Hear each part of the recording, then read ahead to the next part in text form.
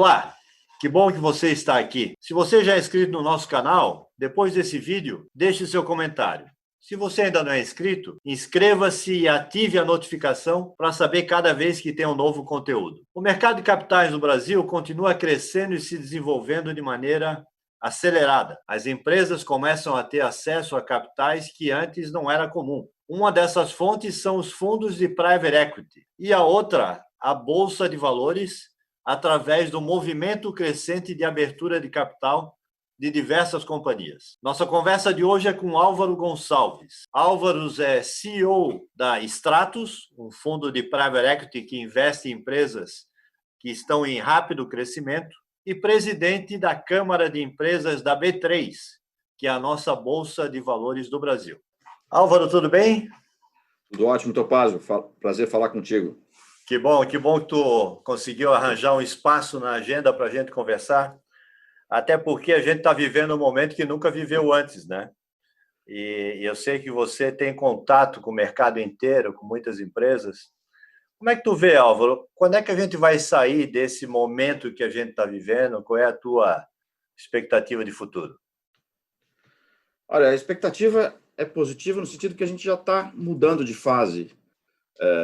Eu acho que a gente teve um mês inicial, aí talvez os 45 dias iniciais, a segunda metade de março e o mês de abril como um todo, foram períodos para a gente tomar consciência da gravidade e da importância que isso ia ter para as nossas vidas, para as nossas empresas e para as nossas famílias, para as nossas cidades, o tamanho do problema e o quanto ele invadiu todos os aspectos do nosso dia a dia. Então, acho que o mês de março e abril foram uma tomada de consciência, uma tomada de inteligência a respeito do problema, e, a partir daí, essa inteligência foi evoluindo e permitindo que a gente também movesse ao longo de fases novas, né? É claro que fica na sensação do ser humano sempre uma expectativa de que em algum dia você vai acordar e vão te avisar que acabou sonho e acabou, ou não era verdade, e a gente estava sonhando as coisas que a gente tinha mais apego, da forma que a gente tinha mais apego. Mas acho que, se a gente parar para pensar na evolução em maio, em junho, em julho, acho que isso já representaram fases novas, e eu acho que tem sido um progresso constante. Eu acho que a gente tem que ter paciência, segurar a ansiedade, mas está indo. E quem está se saindo melhor nesse processo todo, Álvaro? É um empreendedor que cuidou do caixa, né? O pessoal fala, sentou em cima do caixa, fez uma boa administração da sua cadeia de valor. Quais seriam os teus comentários para quem está no meio desse furacão? Olha, acho que o caixa, assim como, dependendo do setor, outros elementos vitais, vamos dizer assim, foram preocupações iniciais, né? Deixa eu ver se eu tenho combustível, deixa eu ver se eu tenho oxigênio, deixa eu ver se eu tenho caixa para passar por um período que pode ser de muita restrição, né? Assim como as pessoas físicas foram ao supermercado para se estocar, para passar por um período de restrição, e às vezes até de uma forma completamente desorganizada a respeito disso. Trabalhada. Então, eu acho que no primeiro momento é isso. Mas eu acho que o que tem valido para as empresas, num ponto de vista um pouco mais racional, é uma combinação de coisas. Obviamente, os elementos vitais, como o caixa, mas a gestão, a preservação dos processos, ou seja, não achar que porque a gente está numa situação de exceção, todos os processos que a gente tinha antes não valem mais. Pelo contrário, a gente tem que continuar fortalecendo os processos de gestão. E, sobretudo, aí uma coisa que veio muito para a cena das pessoas e das empresas é o nível de colaboração, né? Então, as empresas que têm se saído melhor são aquelas que não fizeram da preservação do caixa um argumento para romper as redes de relacionamento. Pelo contrário, o caixa precisa ser preservado em cadeia. Então, o fornecedor tem que conversar com o cliente, tem que conversar com o seu próprio fornecedor. Se ele está com algum aperto de caixa, vamos dizer assim, é importante que ele não se esconda atrás disso e que ele converse, que um entenda o problema do outro, e as coisas vão se resolvendo em cadeia. e acho que as empresas que conseguiram fazer isso melhor, ou que já tinham um relacionamento que permitia isso com seus fornecedores e clientes, são as que tiveram mais tranquilidade para se mover num período tão restritivo. Legal. Álvaro, você é CEO de um fundo de private equity importante, a Stratos, né? Um fundo de private equity investe em empresas que estão em crescimento, muitas vezes empresas de capital fechado e depois abrem seu capital, e o Álvaro é um craque nisso. Álvaro, e nesse período vocês fizeram novas aquisições de participações e estão olhando o mercado. Como é que o empreendedor faz para ter acesso a um fundo como a Stratos? Que características tem esses recursos? Como é que tu pode falar para a gente aqui?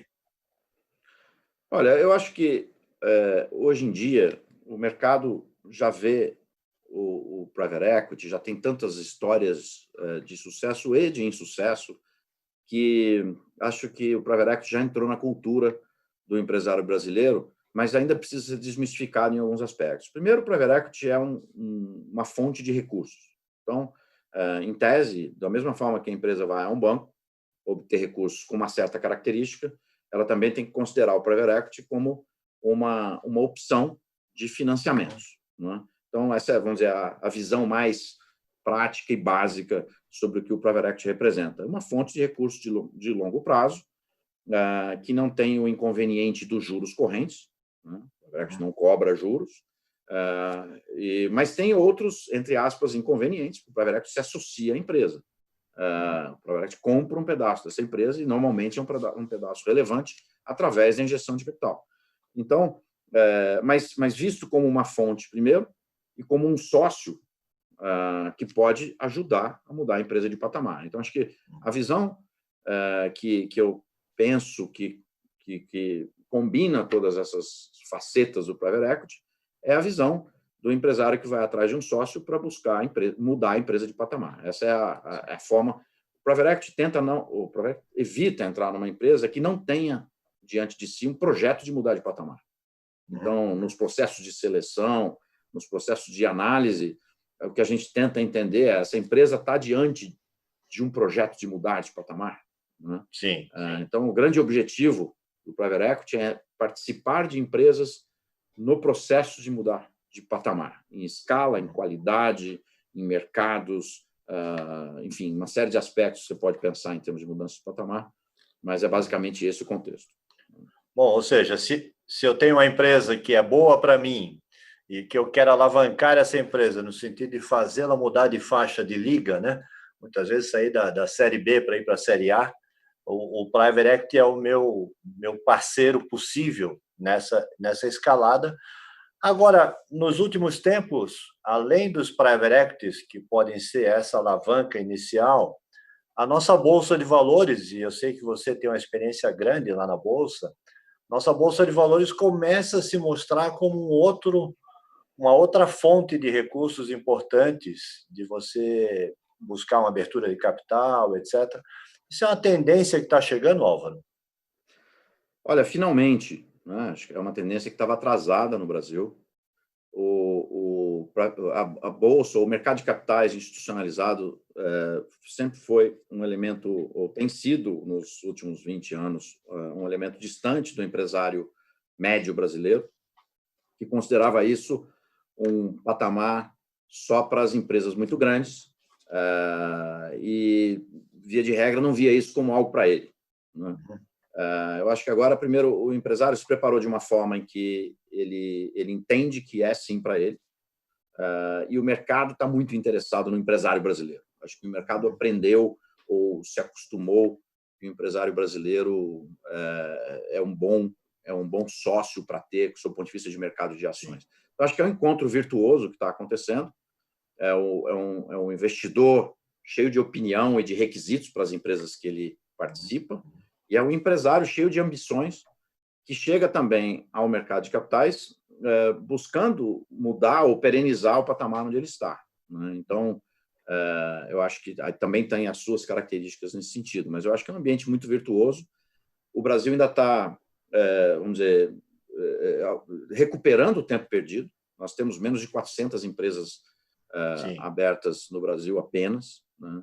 apesar da nossa bolsa ser muito grande, em volume, ela é muito concentrada em poucos papéis. Então, o que nós estamos vivendo agora é um processo de descoberta, né? Existe esse canal de capital para as empresas, por um lado, olhando do seu ponto de vista do empresário, e o mercado está descobrindo, puxa vida, não é só das mega companhias visíveis globalmente que o mercado vive, pelo contrário, é possível você comprar a ação de uma empresa média brasileira que daqui 1, 2 anos dobra de valor, né? Então, vale a pena investir, porque não é simplesmente um investimento financeiro, é um investimento que você vê o que a empresa está fazendo, o que ela se propõe a fazer, o que ela está fazendo, como é que ela está gerando emprego, a atitude dela, que impacto ela gera para a sociedade, para o planeta. Hoje em dia, o mercado permite que a pessoa escolha as ações que quer comprar com muita atitude a respeito disso, e não simplesmente como investimento passivo financeiro. Os mecanismos de engajamento do investidor às empresas são muito fortes hoje em dia. Então, isso está sendo uma motivação nova, uma experiência nova para todo mundo. Agora, como você disse, é uma tendência que finalmente está chegando no Brasil. E, por conta disso, o médio empresário brasileiro também não estava acostumado a olhar essa fonte de recurso como uma possibilidade. Se fosse dar 2 ou 3 pontos favoráveis para que o empresário brasileiro olhe o mercado de capitais, por que ele abriria o capital da sua companhia? Bom, o mercado de ações, como participante de empresas, digamos assim, emergentes ou empresas que tenham um futuro a se consolidar, ele é um ente muito que inocula uma coisa muito positiva nas empresas, né? Uma verificação e um requisito de transparência que é o último grau de transparência requisitado de qualquer empresa na sua trajetória de perenização. Então, é um estágio que as empresas precisam estar maduras para isso, né, competitivamente, nos seus processos internos. Não adianta ser transparente para fora se ela não é transparente para dentro, né? Sim. É impossível isso. Então, a empresa, de fato, quando ela migra para esse patamar, ela começa também a exercer um modelo cultural adicionado. Acho que a satisfação das pessoas que trabalham naquela empresa por estar numa empresa que tem ações em bolsa, que é submetida a todos os mecanismos de transparência, a todos os crivos de sustentabilidade e de resultados, os colaboradores daquela empresa também se sentem que eles são parte de algo que agora está num estágio diferente, né? Então, é um momento muito bom para a empresa, um momento que, tipicamente, o engajamento de colaboradores aumenta, o nível de compromisso, vestir a camisa, se institucionaliza de uma certa forma. Então, existem várias transformações ou microtransformações que acontecem dentro da empresa quando a empresa atinge esse estágio. Então, é muito positivo, realmente. Legal. Eu sei que Florianópolis tem um grupo empresarial, um grupo de empresas e empreendedores muito qualificados. Eu sei que vocês da Stratos sabem disso e vocês já estão aqui por Santa Catarina, Florianópolis há muito tempo. Me conta um pouquinho dessa tua história com Santa Catarina, de maneira geral.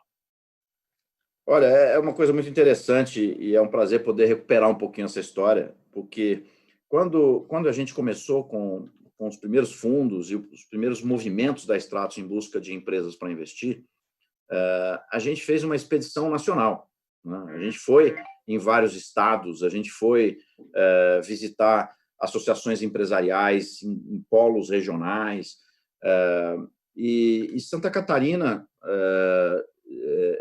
mostrou para nós um porte concentrado de empreendedorismo, um polo concentrado de empreendedorismo, com várias dimensões ao mesmo tempo. Você vê o empreendedorismo de empresas tradicionais já catarinenses, construídas com capital privado e que estão aí há décadas e prosperando, e você vê o empreendedorismo nascente, com startups, com as incubadoras de Santa Catarina, os polos satélites das universidades. Então, o que a gente ficou especialmente impressionados foi que não existe um perfil único, é muito diversificado, é muito atrevido no bom sentido, arrojado, é muito privado, é muito capital privado. Você vê pouca empresa ou setor que tenham crescido porque tiveram um favorecimento, ou porque tinham um monopólio, ou porque tinham alguma prioridade governamental. São empresas competitivas, em escala global. Você vai para o interior de Santa Catarina, você acha líderes globais nos seus setores. Sim. E sem ter tido um favor inicial de alguma coisa artificial. Então, isso eu acho até que precisa ser mais valorizado pelos próprios catarinenses. Eu comecei a defender isso lá, e aí foi uma vez num debate que aconteceu na Federação das Indústrias, que a gente levantou um pouco essa bandeira, sem ser catarinense, mas absolutamente simpatizado por esse aspecto, e a gente chegou a abrir um escritório e atuar próximo das empresas, e continua muito interessado e frequentando Santa Catarina com a maior frequência que a gente pode. A gente gosta muito, né? O catarinense, de maneira geral, tem muito orgulho da sua terra, e não é diferente do florianopolitano, né? Acho que eu costumo dizer que o empresário florianopolitano, o empreendedor florianopolitano, tem isso que você falou ainda há pouco, um espírito público muito forte. A gente se preocupa não só com a geração de valor para as companhias, mas com o envolvimento na comunidade. Todo mundo adora essa terra, é uma coisa impressionante. E aí, Álvaro, eu queria encerrar esse nosso bate-papo. A gente sempre ouve dizer que o que faltam são bons projetos. Dinheiro está sobrando. De fato, o dinheiro está sobrando? Como é que as pessoas podem acessar esse tal dinheiro que está sobrando? Olha, se você perguntar para as fontes de recursos que querem empresas enfileiradas na frente deles, eles vão dizer isso. Se você for falar com os empresários que estão num projeto de captação, eles vão dizer o contrário, né? Os fundos ou o mercado de capitais está sempre ocupado. Existem gargalos de análise, gargalos de prioridade. Eu acho que existe bastante dinheiro para investir, mas eu tenho dificuldade hoje de dizer o que falta ou o que sobra. Eu acho que existe um processo de entrosamento que muitas vezes ele ainda tem gargalos muito apertados, ou porque os fundos não têm janela suficiente para entrar em mais negócios de uma vez, ou porque as empresas não estão perfeitamente preparadas ainda.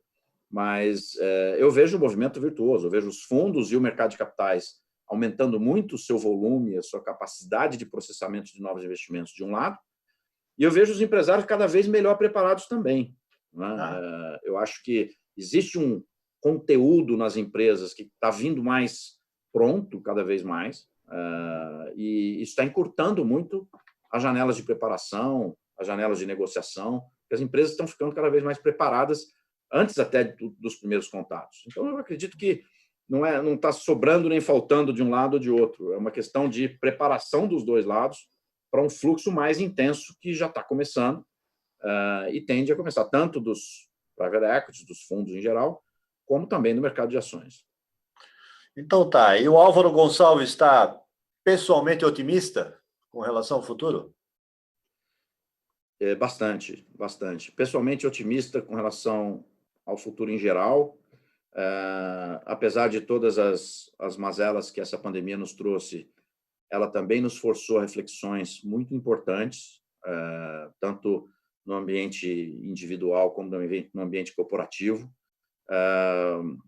Em algum momento, eu não vou saber precisar se é em 3 meses, em 6 meses ou em 2 anos, mas no intervalo tão curto quanto esse, nós teremos solucionado o pior do problema e estaremos ainda com as heranças positivas do problema. Então, eu acho que a gente está indo para frente. Eu acho que o Brasil, apesar das mazelas e das nossas frustrações com o ambiente institucional, tem, de certa forma, ofuscado as coisas que o Brasil tem feito de bom, né? Mas é impressionante. A gente trabalha muito com investidores de fora do Brasil, a gente visita muita gente fora do Brasil. Nós temos muitos motivos para nos orgulhar, não podemos esquecer deles, não podemos deixar de comemorar as coisas positivas do Brasil para ficar só no ambiente de combate ou debate ou crítica. Eu acho que quando a gente junta tudo isso, não tem jeito de não ser otimista. Acho que a gente está numa posição boa e migrando para uma melhor. Álvaro, muito obrigado pela conversa. Foi muito rica para mim e tenho certeza para todo mundo que vai nos ouvir. E eu espero que a gente possa conversar mais ainda no futuro sobre outros temas, que você tem uma infinidade de temas aí que você pode contribuir com a nossa história aqui. Será sempre um prazer, Topázio, falar sobre empresas, sobre capitalização, sobre a evolução do mercado empresarial. Isso é sempre um prazer muito grande. Estar com você, batendo papo contigo, é sempre melhor ainda. Tá Muito bom. obrigado abraço, pela oportunidade. Um abraço. Obrigado, um abração. Então, essa foi a nossa conversa com Álvaro Gonçalves, uma pessoa que eu admiro muito pela capacidade de trabalho, pela formação que o Álvaro tem, formado em administração, com mestrado no exterior e altamente conectado a tudo que diz respeito ao mercado de capitais no Brasil. Espero que você tenha gostado. Inscreva-se no canal se você ainda não é inscrito e deixe seu comentário, porque o seu comentário faz toda a diferença na programação dos nossos próximos programas. Um abraço.